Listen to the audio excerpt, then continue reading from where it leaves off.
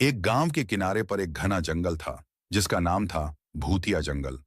जंगल के अंदर का रास्ता इतना भयानक था कि सूरज की रोशनी भी वहां तक नहीं पहुंच पाती थी। गांव के लोग जंगल की कहानियों से डरते थे और जंगल की ओर जाने से बचते थे। कहा जाता था कि जंगल में एक बहुत पुरानी और जर्जर हवेली खड़ी थी जिसमें एक राजा की आत्मा रहती थी। राजा अपनी मौत से कुछ ही दिन पहले आशीर्वाद प्राप्त करने के लिए उस हवेली में गया था, लेकिन वह वापस नहीं लौटा और उसकी आत्मा वहीं कैद हो गई।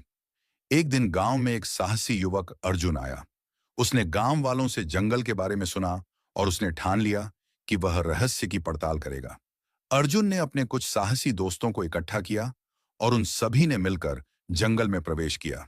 भूतिया जंगल, भूतिया जंगल की कहानी। जंगल में प्रवेश करते ही उन्हें भयानक आवाजें सुनाई देने लगीं। पेड़ों के पत्ते सरसराने लगे और ठंडी हवा उनके कानों में फुसफुसाने लगी। अर्जुन और उसके दोस्तों ने हिम्मत जुटाई और आगे बढ़ते रहे। रात होते होते वे हवेली तक पहुंच गए। हवेली से एक अजीब सी रोशनी निकल रही थी। उस रोशनी को देखकर वे सभी समझ गए कि यहाँ कुछ अलौकिक है। उन्होंने हवेली के अंदर कदम रखा और देखा कि हवेली के अंदर का दृश्य किसी रोशन महफिल की तरह था। हवेली के मध्य भाग में एक बड़ा हॉल था जहां राजा की आत्मा को शांति पाने के लिए पूजा की जाती थी। अर्जुन ने देखा कि हॉल के बीच में एक पवित्र अग्नि जल रही थी और उसके चारों ओर अदृश्य ताकतें थीं।